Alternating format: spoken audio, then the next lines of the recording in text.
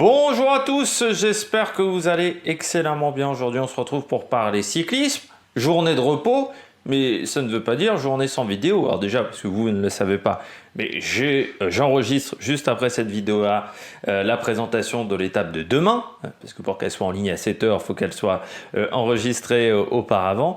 Mais chose promis, chose due, départ fictif numéro 2 de ce Tour de France. On va parler un petit peu de cette première semaine, des questions que vous m'avez posées sur cette première semaine et de cette deuxième semaine, pour voir un petit peu voilà, les questions et puis essayer de répondre à vos interrogations. Des interrogations dans lesquelles je n'ai peut-être pas pu répondre dans les vidéos. Hein. Je fais déjà des vidéos qui sont très longues. Certains me demandent pourquoi tu n'as pas mis tel ou tel coureur, mais déjà je fais des choix.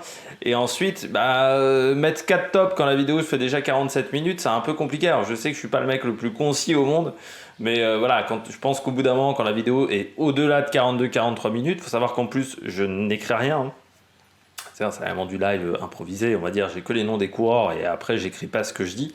Je note des fois 2-3 trucs, mais vraiment pas plus. Donc je sais jamais vraiment quel timing je vais faire en démarrant l'enregistrement. C'est vrai que des fois, je m'aperçois à la fin qu'on est à 45 minutes. Et que, 45 minutes, ça commence à être quelque chose d'exigeant pour vous à regarder. On va voir les différentes questions, mais n'hésitez pas à vous abonner à la chaîne, à réagir dans les commentaires, à mettre un pouce bleu, à partager la vidéo sur les réseaux sociaux, notamment auprès de vos proches, si vous pensez que ça peut les intéresser. Dans les commentaires, n'hésitez pas à me dire qui vous a plu, qui vous a déçu dans ces premières étapes du Tour de France. Par exemple, faites votre petit bilan des équipes, les 2 équipes qui vous ont plu, les 2-3 équipes qui vous ont déçu, puis pareil du côté des coureurs. Voilà, dans les commentaires. Si vous voulez soutenir la chaîne, vous pouvez faire un super fan. Je remercie les gens qui le font.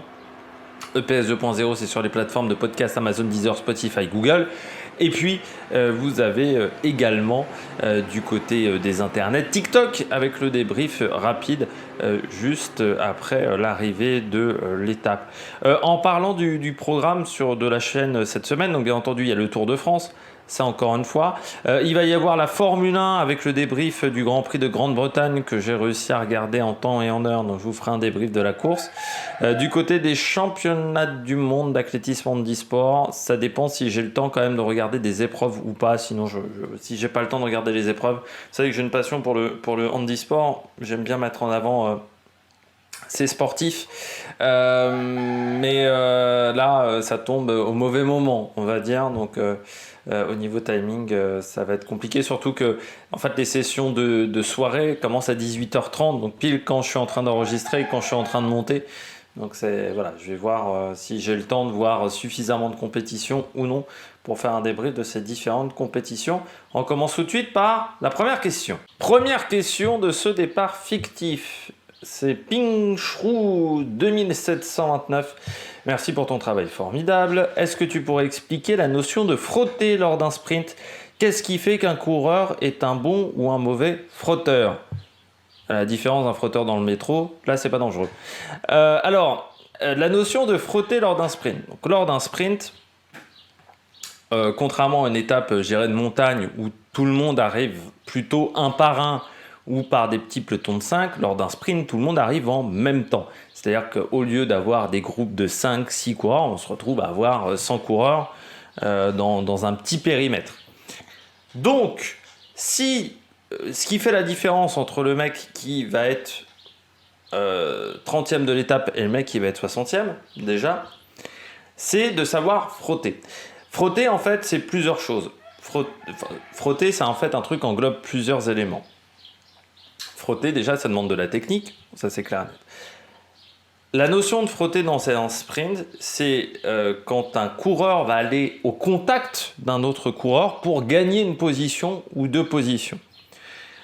Donc, frotter, c'est aller au contact sans non plus sortir le coude et faire tomber l'adversaire, sans non plus mettre en danger, on va dire, les autres coureurs. Donc, c'est ça la notion de frotter, c'est-à-dire que c'est la capacité que va avoir un coureur pour garder une position ou pour gagner des positions, de se faufiler dans le peloton. C'est ça frotter, c'est réussir un peu à se faufiler dans le peloton et réussir à remonter rapidement un peloton, à gagner des positions rapidement Voilà, ça c'est ça la notion de frotter. Donc dans un sprint, pourquoi c'est important? Parce que c'est en fait la notion de placement. C'est important de savoir frotter, c'est pour les sprints, parce que pour les sprints, le placement est super important. C'est-à-dire si tu commences ce sprint mais que tu es 20e, tu ne vas jamais gagner une étape. C'est aussi important pour les classiques flandriennes, parce que comme les routes sont étroites, en fait les secteurs sont étroits, mais souvent l'approche en Belgique, on a des routes qui font 4 mètres de large. Donc ça demande d'être bien placé pour être devant sur les secteurs pavés et pour pouvoir attaquer, pour pouvoir changer de rythme quand on le souhaite dans un secteur pavé. Donc c'est là, c'est vraiment frotter, c'est, on va dire, du placement. C'est réussir, on va dire, en jouant un petit peu des coudes, mais sans faire tomber ses adversaires, à gagner des positions dans un peloton. Qu'est-ce qui fait qu'un coureur est bon ou mauvais frotteur? Alors déjà, le terme frotteur me fait tellement penser aux mecs dans le métro qui sortent leur kiki un petit peu partout que j'ai un peu du mal. Qu'est-ce qui fait qu'un mec sait frotter ou pas dans un sprint? C'est que déjà c'est au niveau mental, c'est la prise de risque. Un mec qui n'aime pas trop aller au contact, n'aime pas trop prendre des risques, parce que frotter ça veut dire prendre des risques, déjà il sera pas bon dans ce domaine-là. Vous avez des coureurs qui n'aiment pas prendre des risques dans les pelotons.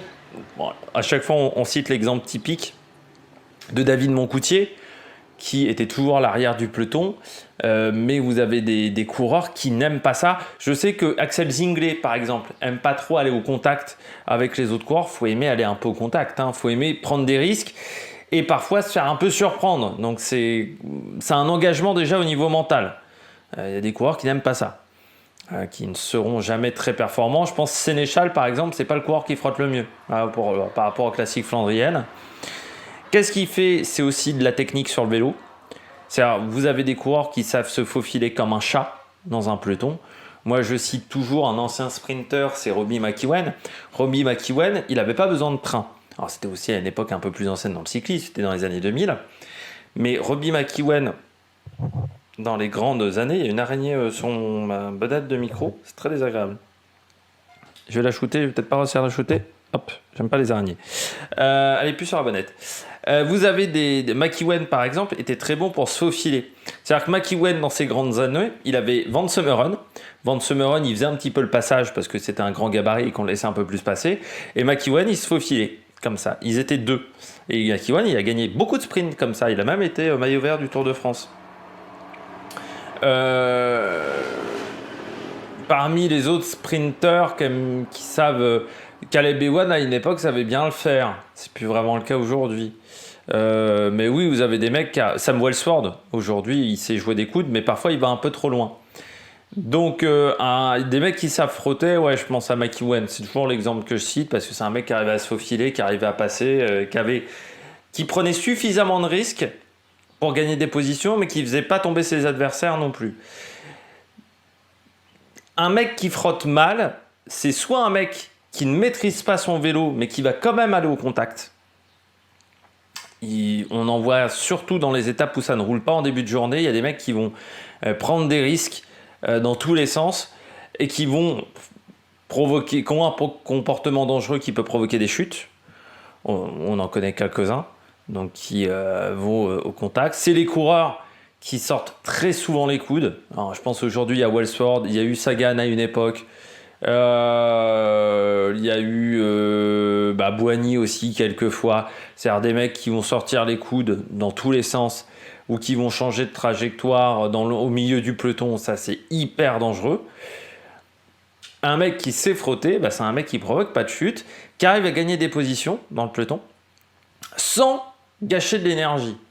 Les mecs qui frottent bien, normalement, ils arrivent à conserver pas mal de vitesse. Si à chaque fois tu es obligé de te relancer tous les 20 mètres, ça veut dire que tu consommes trop d'énergie et que ça va nuire à ton sprint. Donc un mauvais frotteur, c'est quelqu'un qui va consommer beaucoup d'énergie, qui ne sait pas maîtriser son vélo et qui sort un peu trop les coudes. Un mec qui sait bien frotter, c'est un mec qui est super agile et qui sait se faufiler comme un chat dans un peloton et qui va pas avoir besoin de train pour un sprint quasiment, parce qu'il va se servir des trains des autres.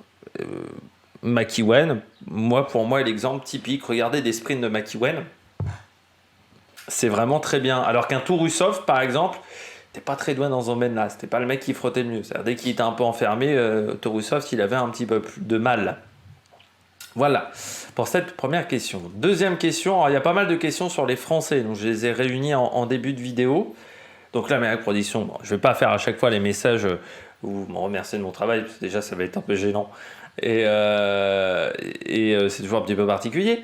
Mais la première question, allez, par rapport à Alaphilippe, penses-tu qu'il pourra claquer une étape sur ce tour avec les difficultés de ses prochaines étapes?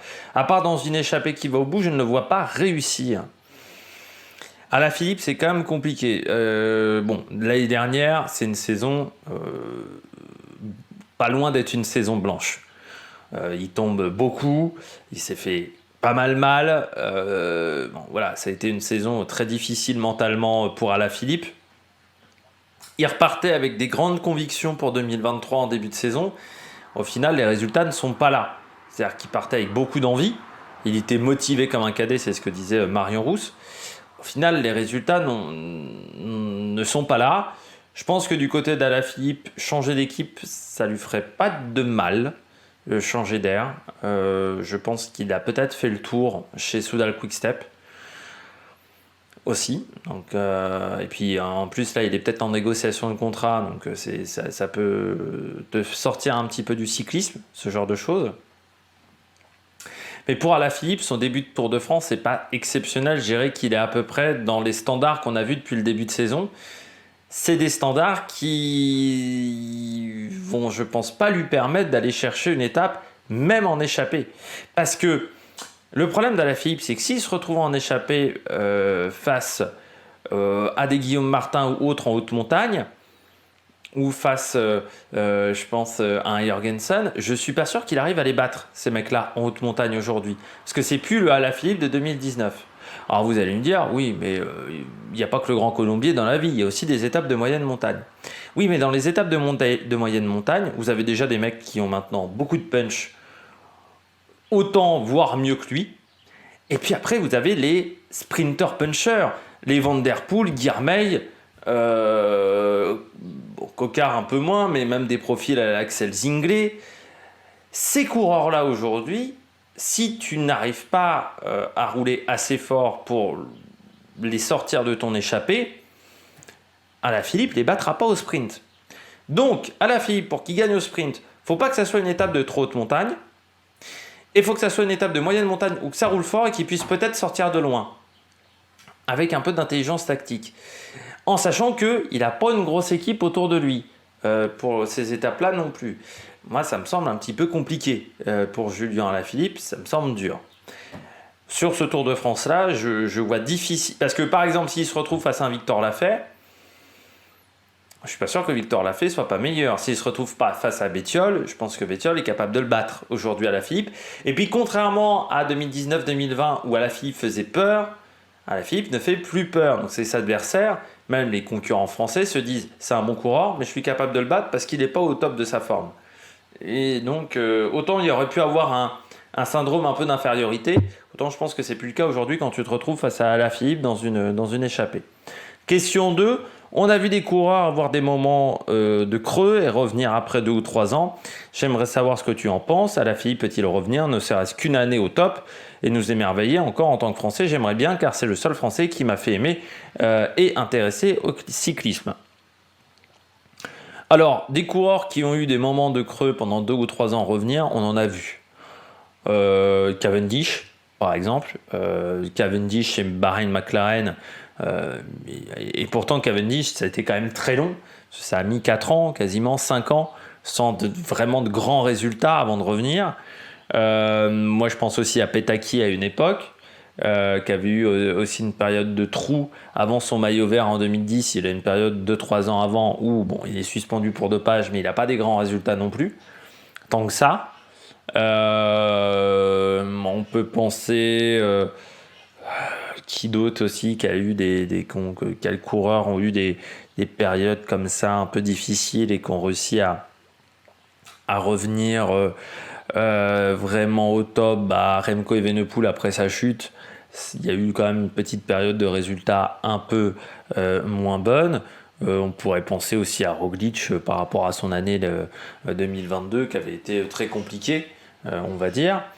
Donc oui, t'es capable de revenir après 2-3 ans de creux. Il y a des coureurs qui ont cette capacité-là. Par contre, pour réussir à faire ça, pour moi, il faut changer d'air. Hein, il faut changer d'équipe. Petaki avait rejoint la Lamprey, il avait quitté LRP Brex. Cavendish, il a changé de formation aussi. Donc voilà, je pense que changer d'air est important. Et puis après, sur certains de ces coureurs-là, il y avait eu quand même des chutes. Donc Alaphilippe, c'est peut-être cette raison-là. C'est vrai que comme Thibaut Pinot là, qui revient cette année très fort, qui était revenu un peu l'année dernière, oui, mais il y a eu quand même des grosses chutes et des périodes où il était vraiment pas au top physiquement. Du côté d'Alaphilippe, il y a eu des chutes, mais on pensait qu'il s'était remis de ses chutes. Alors peut-être qu'il s'est peut-être pas remis entièrement de ses chutes. Peut-être aussi que son année 2022 fait qu'il a besoin de se reconstruire en 2023. Mais oui, après 2-3 ans, tu peux revenir au top. Il peut revenir. Il a 30 ans aujourd'hui Alaphilippe, donc il n'est pas fini. Loin de là. Même s'il est sur un profil de coureur qui sait très bien qu'au fur et à mesure des années, ça va devenir de plus en plus compliqué parce que c'est un profil de coureur explosif et en fait l'explosivité tu la perds au fur et à mesure du temps.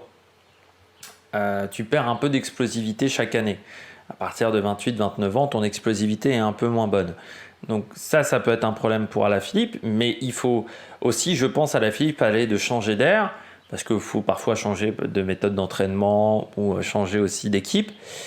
Mais changer d'air aussi pour raviver parfois la flamme au niveau du cyclisme. Voilà, parfois vous perdez un peu d'entrain dans le cyclisme parce que, enfin, c'est pas que dans le cyclisme, c'est dans d'autres sports. La professionnalisation, des fois, fait que vous oubliez un petit peu votre passion pour votre sport. Ça peut être bien donc de changer d'air pour retrouver sa passion dans son sport. Mais ouais, il faut changer d'équipe. Il faut peut-être aussi changer de manière de courir. Petaki, par exemple, était devenu un sprinter beaucoup plus long. Petaki faisait des sprints très courts. Il avait allongé la durée de ses sprints. Donc à la fin, il faut peut-être qu'il change aussi sa manière de courir. Parce que peut-être qu'en courant de cette manière-là, il ne peut plus gagner. Mais peut-être qu'en courant d'une autre manière, en changeant un petit peu sa manière de courir, il peut peut-être de nouveau gagner des courses. Donc c'est là-dessus où il faut regarder. Mais oui, il est capable encore de remporter des grandes courses. Pour moi, c'est un champion Alaphilippe. On dit toujours cette phrase, mais qui est un peu impensif, c'est que les champions ne meurent jamais. Pour moi, c'est quand même un petit peu vrai. C'est-à-dire que quand on a des top pilotes, enfin des top pilotes, je pense en moto ou en Formule 1, mais quand on a des top sportifs, je pense qu'un champion arrive toujours à se réveiller. Si je fais une comparaison, par exemple, vous savez, j'aime bien faire la comparaison avec la Formule 1, regardez Alonso. Alonso, quand il est chez McLaren, certes la voiture est pas bonne, mais lui il est plus vraiment motivé par son sport. Depuis qu'il est chez Alpine et Aston, il fait des performances incroyables, pourtant avec un matériel qui n'est pas toujours au top. Donc voilà, c'est ce qui fait la différence, je pense, c'est de retrouver de la motivation, changer un peu sa manière de courir, changer peut-être des éléments dans son entourage aussi, et puis peut-être qu'il repartira de l'avant, mais je pense que cette année sur le Tour de France, ça sera compliqué. Autre question, quel coureur français avec un S verrais-tu briller au cours de cette seconde semaine ? Le retour de l'araignée sur le micro. Elle va pas vouloir partir, hein ? Je l'ai shooté. Ouais, je pense que je l'ai shooté et que j'ai... Non, elle est encore en vie. Mais elle va partir un petit peu ailleurs. Quel coureur français verrais-tu briller au cours de cette seconde semaine ? On a quand même des profils un peu intéressants. Je pense Belleville en Beaujolais, Issoire. C'est des profils qui peuvent convenir à des coureurs peut-être un peu puncher, peut-être sur un profil Victor Lafay. Par exemple, si je regarde la start list, tiens, on va faire comme ça, je regarde la start list parmi les coureurs. Alors moi j'aimerais bien un Tony Galopin, parce qu'en plus il vient d'annoncer sa retraite. Mais l'étape de Issoire, ça peut convenir également peut-être un Benoît Cosnefroy. En montagne, Nance Peters me semble en forme. en sachant qu'en plus Ben O'Connor a plus grand chose à gagner. Ça peut être une carte intéressante. Du côté de Cofidis, Guillaume Martin, là maintenant il est un peu loin en général, donc il va peut-être pouvoir jouer sa carte aussi. Je serais quand même triste et surpris que chez Arkea, un Barguil tente pas de s'échapper à un moment sur une des étapes. Champoussin pareil, bon, Champoussin je le vois quand même un peu moins. Pierre Latour a l'air d'avoir des bonnes jambes, il y a des étapes qui peuvent lui correspondre et puis il a l'air d'avoir retrouvé de la confiance. Si en plus on lui met des équipiers avec lui dans les échappées, ça peut être intéressant. Sur l'étape d'Issoire, pourquoi pas un Rémi Cavagna également qui partirait de loin.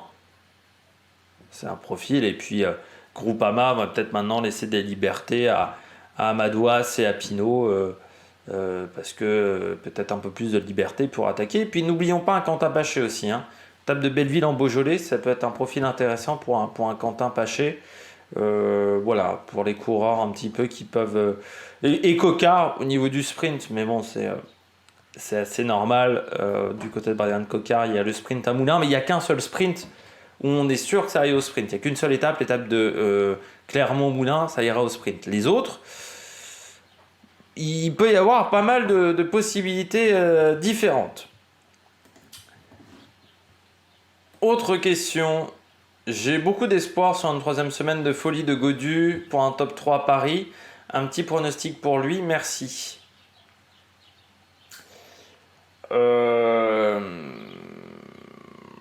Alors, moi, j'ai pas beaucoup d'espoir avec David Gaudu. Moi, je pense que si son Dauphiné avait été, on va dire, un accident de parcours, si le Dauphiné, c'était dû à un surentraînement, un peu trop de fatigue dû à un surentraînement ou à un retour de phase d'altitude qui était un peu compliqué. Ok, le Dauphiné aurait été difficile, mais après le Dauphiné, on l'aurait vu. Or, quand on regarde son après-Dauphiné, les championnats de France, certes, il travaille un peu, mais il dégoupille quand même assez vite. Et ensuite, depuis le début de la semaine, il n'est pas largué, David Gaudu, mais il est toujours un petit peu en retrait.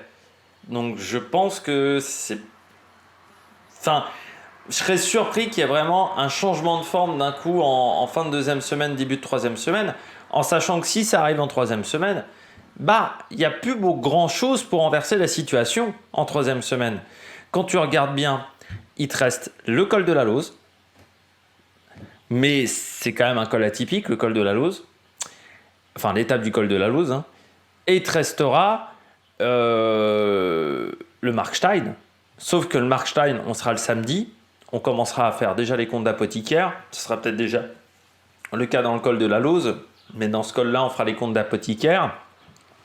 S'il est 6e du général, l'équipe du 3e, l'équipe du 4e, l'équipe du 5e roulera derrière dans le peloton pour pas qu'ils reprennent suffisamment de temps pour leur passer devant.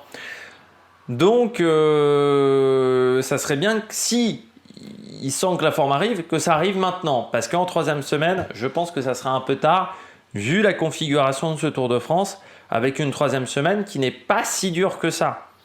Le chrono, oui, mais bon... David Gaudu, déjà, c'est un petit gabarit sur le chrono. Reprendre 2 minutes sur ce chrono-là, ça me semble quand même compliqué par David Gaudu. Et après, c'est col de la Lose et pour renverser la situation. Donc voilà, c'est pas si facile que ça par rapport à la manière dont se décompose le parcours. Mais moi, j'y crois pas des masses parce qu'encore une fois, je crois que c'est plutôt les jambes qui sont pas à top. Parce qu'il en a... Alors, j'ai peut-être une théorie. C'est peut-être qu'il en a trop fait pendant l'intersaison. Ils ont changé pas mal de choses dans ces trucs d'entraînement. Et le corps a des habitudes. Et parfois, changer les habitudes du corps humain, c'est pas toujours facile et c'est pas toujours l'idée du siècle. Clément Texier, que penses-tu de la forme de Pierre Latour par rapport à sa deuxième place hier au Puy-de-Dôme ? Déjà, il est en bonne condition physique, mais c'est pas la première fois qu'il arrive sur un Tour de France en bonne condition physique. Pierre Latour, il y a plusieurs choses qui font qu'aujourd'hui, ça nuit à sa performance. Déjà, le problème de sa maîtrise d'un vélo.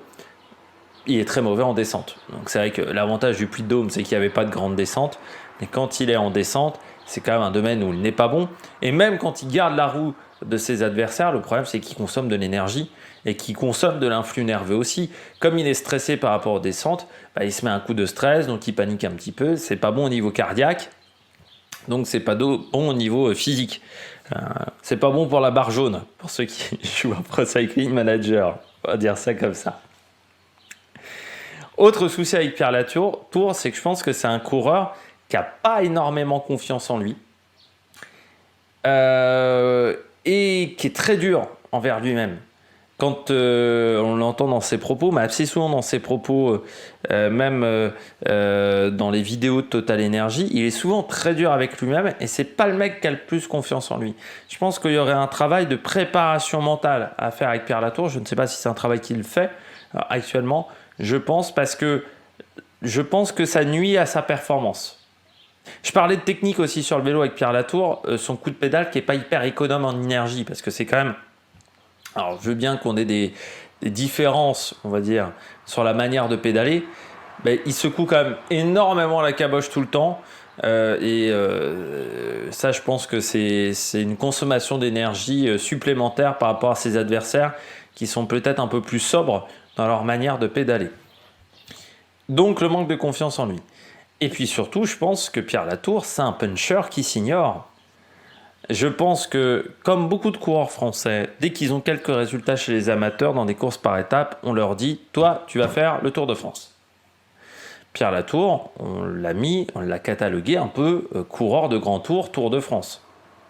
Sauf qu'en soi, sur les étapes de haute montagne, on ne l'a jamais vu hyper performant. Et moi, les fois où je l'ai vu le plus performant, c'est sur des pentes avec des gros pourcentages. Hier, Puy-de-Dôme, sa victoire sur le Tour d'Espagne, c'était des super gros pourcentages. Je pense qu'il a une bonne résistance à l'acide lactique. Donc sur les efforts comme ça, très difficiles. Les efforts de puncher, c'est des efforts vraiment... alors je sais plus, il y a deux profils. Ça, c'est des cours de physiologie du sport. Mais c'est des efforts vraiment d'acide lactique. C'est des efforts où il faut avoir des grosses VO2 max. Je pense que Pierre Latour, il a ces qualités-là.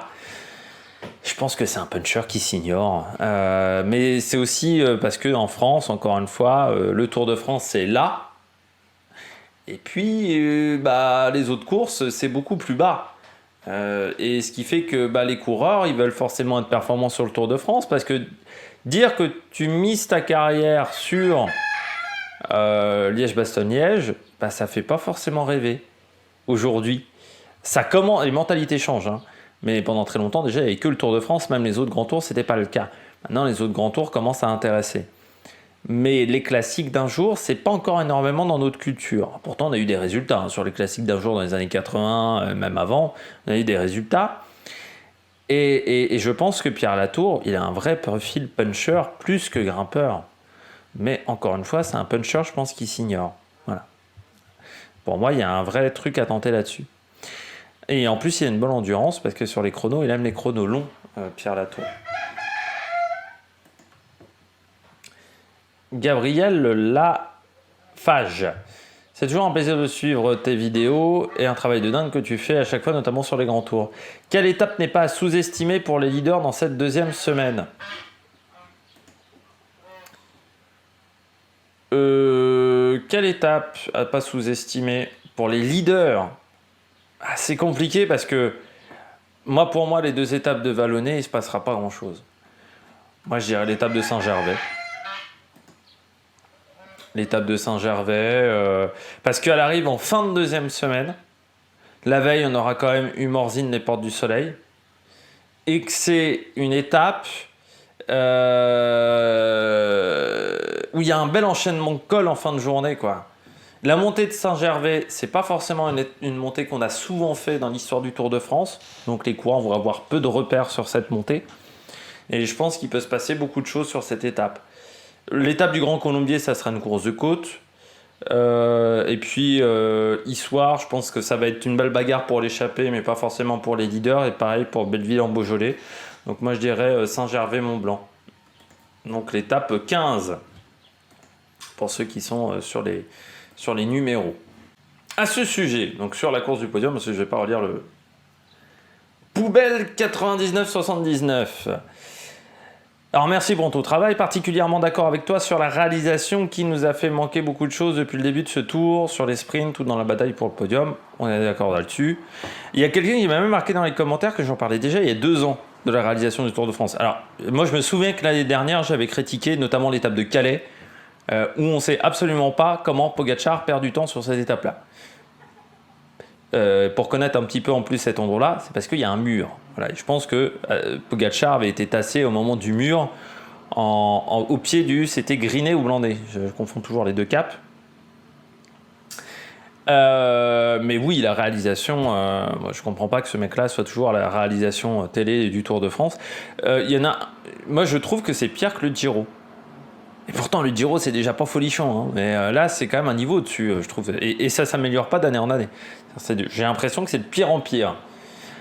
À ce sujet, pour la bagarre pour le podium, derrière l'extraordinaire duel entre Poggi et Vingegaard, qui à mon sens rentre déjà dans l'histoire du Tour, vois-tu Gaudu ou Bardet tenter des choses dans les massifs restants pour reprendre du temps sur Hindley, ou plutôt sur un autre des prétendants le faire? Ils sont 601 minutes entre Rodriguez et Pidcock. Dans quel massif?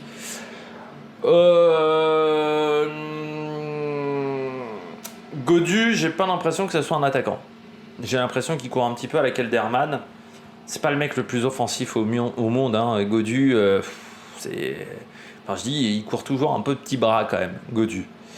Bardet pourrait le faire. Pourrait tenter un truc, Romain Bardet. Il dit depuis le début de ce tour, plus c'est dur, plus j'aime. Je vais pas être mal en 3e semaine. Donc on verra ça, mais oui, Bardet est capable. Après, Bardet a déjà quand même un petit peu de temps de retard sur Hindley. Pour le moment, Hindley, il s'accroche. Alors, est-ce que ça va tenir encore 2 semaines de Tour de France? Ça, c'est la grande question avec Hindley. Mais pour l'instant, il s'accroche bien. Et surtout, Hindley, sur tous les grands tours où je l'ai vu, où il jouait le général, il n'a jamais craqué en 3e semaine. Quand il perd face à Goguenard sur le contre-la-montre, oui, mais il est quand même vraiment mauvais sur le chrono et c'est pas une question de fraîcheur physique. C'est vraiment une question de talent sur le contre-la-montre. Sur la Vuelta, moi je l'avais vu, il avait fini super bien l'année dernière la Vuelta en 3e semaine pour prendre le top 10. Et sur le Giro l'année dernière, c'est en 3e semaine qui vraiment fracasse Carapaz complètement. Donc pour moi, il finit bien Hindley. Donc Bardet. Après, parmi les autres prétendants, moi je verrais Pidcock. L'avantage en plus chez Ineos, c'est qu'ils sont en surnombre. Alors c'est un désavantage parce que c'est sûr qu'en termes de stratégie, ils sont obligés de se diviser entre Pidcock et Rodriguez. Mais Pidcock, c'est quand même un attaquant.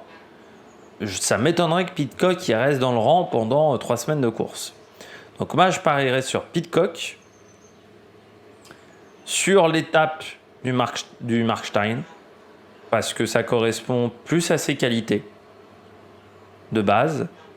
Parce que Col de Lalo, c'est quand même en altitude, je pense qu'il va tenter de suivre. Le Markstein, c'est plus dans ses qualités physiques. Après, il y en a un autre qui est capable de faire un renversement, de renverser la table aussi, c'est un Simon Yates. Un Simon Yates dans un super grand jour, c'est comme Chavez, c'est des mecs qui sont durs à battre. Le problème de Simon Yates, c'est qu'il ne faut pas qu'il ait un coup de mou d'ici là. Et c'est quand même souvent un peu son problème sur les grands tours ces dernières années, c'est d'avoir un grand coup de mou. Donc moi, je dirais Pidcock, Yates. Après, Gaudu, j'y crois pas trop. Pour moi, c'est Kelderman en version française. Est-ce que tu crois à une potentielle défaillance de Vingegaard ou Pogačar sur les 2 dernières semaines du Tour, au point de perdre une place sur le podium? Ils ont quand même un petit peu d'avance maintenant après le Puy-de-Dôme. Donc il faudrait une grosse défaillance. Une grosse défaillance, donc fringale pour moi. Après, on n'avait pas encore eu des très très fortes chaleurs. Là, on va arriver sur des journées à plus de 40. Cette 2e semaine va être exigeante. Le col de la Lose, c'est 2300 mètres. Si je regardais le parcours, je me dis Pogačar a peut-être plus de chances de faire une défaillance avec la chaleur, avec la haute altitude. C'est vrai que Vingegaard, en haute altitude, il est bien. La chaleur, ça a l'air de pas vraiment lui faire peur, parce que les 3 derniers Tours de France, les 2 derniers Tours de France, il a fait chaud, il a été performant. Donc s'il y avait un des deux qui devait avoir une défaillance, je penserais plutôt à Pogačar qu'à Vingegaard. Et perdre une place sur le podium, si c'est vraiment c'est déshydratation, fringale, blackout, tu peux perdre 5 minutes, 6 minutes. Hein. Si ça arrive à 10 bornes du sommet du col de la Lauze, oui, tu vas prendre cher. Tu vas prendre cher. Et tu vas prendre 6-7 minutes. Parce que sur l'étape où il y a le col de la Lauze, mais le dernier kilomètre, il est également costaud. Hein, sur l'étape 17, pardon. La montée vers Courchevel, le dernier kilomètre, on n'en parle pas trop. Hein. L'arrivée, elle n'est pas au sommet du col de la Lauze. Hein. Il y a 4 km de descente qui n'est pas hyper technique. Il y a quelques virages, mais je pense que c'est surtout que ça va être une descente rapide. Une descente, on va atteindre les 80 km/h. Donc les quelques virages qu'il y a, il y aura des différences de vitesse entre ceux qui prennent des risques et ceux qui prennent moins de risques. Mais le dernier kilomètre est très très dur. C'est-à-dire que tu peux perdre 30 secondes tu peux perdre 1 minute dans le dernier kilomètre. Donc oui, tu peux quitter le podium. Si c'est vraiment blackout, vous savez que moi j'ai un souvenir d'un Paris-Nice. Le Paris-Nice remporté par Luis León Sanchez. Contador, avant l'étape du samedi, il doit avoir 2 minutes 30, 3 minutes d'avance. Mais il a une avance monumentale. C'est-à-dire qu'il est, il est seul au monde sur ce Paris-Nice-là. Fringale, mais il perd, je crois qu'il perd 5 minutes, 6 minutes sur cette étape-là. Et sur un mec comme Sanchez, alors certes c'était Sanchez à son maximum, mais qui n'était pas un pur grimpeur, sur une montée qui n'était pas si dure que ça. Parce que c'était pas encore l'époque où on faisait col du Turini. C'était l'époque où sur Paris-Nice, on n'allait pas très haut en altitude. Les montées, c'était 9-10 km grand maximum. C'était ce qu'on appelle sur le Tour de France plutôt des côtes de deuxième catégorie. Il avait perdu un temps fou. Donc quand t'es vraiment HS, oui, c'est fini pour toi. Hein. Enfin, tu peux perdre vraiment très cher. Tu peux prendre très cher, vraiment. Clément Texier, comment Ineos peut exister sur ce tour? On ne les voit pas souvent. Crois-tu qu'ils doivent aller chercher un top 5, top 3 ou chasser les étapes? Alors le problème, c'est que dans l'effectif, à part Pidcock et Kwiatkowski, t'as pas forcément des chasseurs d'étapes. C'est-à-dire que Bernal, ça n'a jamais été son rôle. Il y a le tracteur qui passe. On est en pleine période de moisson. Hein. Donc ça n'a jamais été un chasseur d'étapes. Egan Bernal, c'est pas Thibaut Pinot. C'est-à-dire que lui, il a toujours été leader du général. Daniel Felipe Martinez fut un temps, il a eu ce rôle-là chez EF, notamment quand il gagne au sommet du col de la Lauze. Mais j'ai l'impression que ça fait depuis un an qu'il n'a pas de jambes, Daniel Felipe Martinez, depuis le Tour de Suisse l'année dernière. Et je pense que Daniel Felipe Martinez en montagne, face à un Guillaume Martin, il ne gagnera pas. Face à un Michael Woods, il ne gagnera pas sur ce Tour de France. Donc, s'ils doivent chasser les étapes, c'est Kwiatkowski, peut-être l'étape d'Issoire, et Bernal, qui aurait sa carte. Mais en même temps, Ineos a toujours été le classement général. C'est-à-dire que quand ils ont gagné des étapes, c'était pour un peu sauver les meubles. Les rares fois ils ont fait des Tours de France offensifs, des grands tours offensifs, c'était quand ils n'avaient plus de leader. Quand ils l'ont fait sur le Tour de France, c'était quand Bernal avait abandonné et qu'ils n'avaient plus de leader pour le général. Quand Pidcock a attaqué l'année dernière, ils n'avaient pas de leader véritablement pour le général. Donc c'est souvent quand ils n'ont pas de leader bien classé qui lancent une course offensive. Ineos, ça n'a jamais été une équipe offensive, c'est plutôt en rouleau compresseur. Donc moi je me dis que Pidcock peut encore faire un bon classement, Rodriguez pareil. Donc ouais, Kwiatkowski qu'on a déjà vu en échappée. Mais c'est aussi un profil un peu à la Philippe qui doit lâcher les sprinters punchers et a plus forcément la vitesse au sprint de ses 25 ans, Kwiatkowski. Donc c'est quand même un mec qui doit avoir 33, 34 maintenant. Donc ouais. Mais je pense que c'est plus un coureur comme ça. Parce que quand tu regardes l'effectif Ineos, au départ,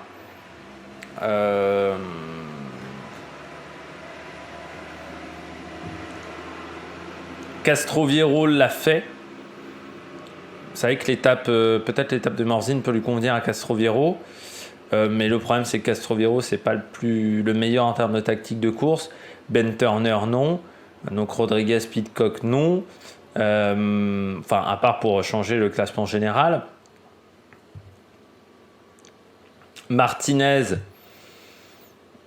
aller chercher la victoire semble compliqué. Bernal peut-être.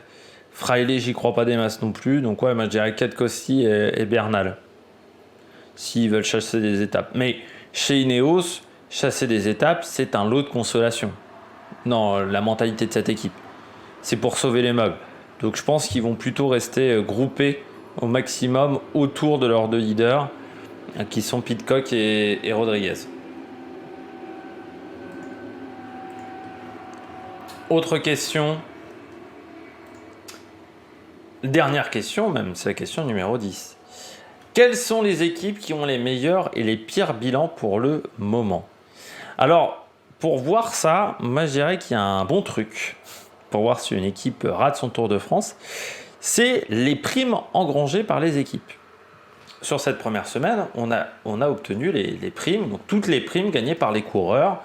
Les primes quand on passe en tête d'un sprint intermédiaire, quand on gagne une étape, quand on est en tête du classement de la montagne. Voilà, il y a plein de petits éléments qui permettent de gagner des primes. L'équipe qui a le plus de primes, c'est Alpecin de Koninck. 3 victoires d'étape pour cette formation. Voilà, pour le moment, il domine. Juste devant UAE qui a donc 48 200 € pour Alpecin, UAE à 43 000, Jumbo à 37 000, Lidl Trek à 24 890 et Cofidis, pas mal en prime de course à 20 000. Moi, je dirais bémol pour Cofidis, c'est qu'au niveau du général, Guillaume Martin soit quand même un ton en dessous même de ses meilleures années. Donc ça semble un petit peu difficile là-dessus. Pour moi, l'équipe qui a le plus raté son début de tour, c'est Soudal Quick-Step, qui a aussi remporté le moins d'argent, 3 600 €. Soudal, ils misaient quand même sur Jacobsen. Ils ont mis une équipe complète sur Jacobsen. Jacobsen, sur les 4 sprints, il est assez transparent quand même. Derrière, tu as Alaphilippe qui est assez transparent aussi. Une stratégie de course sur l'étape de Limoges qui était incompréhensible. Et dans les échappées, ils n'ont jamais été acteurs. Et voire, ils ont raté des échappées. Donc je dirais que Soudal Quick-Step, c'est pas un bon bilan. Autre équipe qui n'a pas un bilan sensationnel, Intermarché. On misait un peu tout sur Guirmeil. Mindty, ça fait une première semaine très discrète. Après, c'est un peu toujours comme ça avec Mentis aussi. Ça fait pas partie des coureurs les plus flamboyants. Ils n'ont pas pris tant d'échapper que ça. Et sur les sprints, Guirmeil, il fait une 3e place et c'est pas forcément exceptionnel pour ça.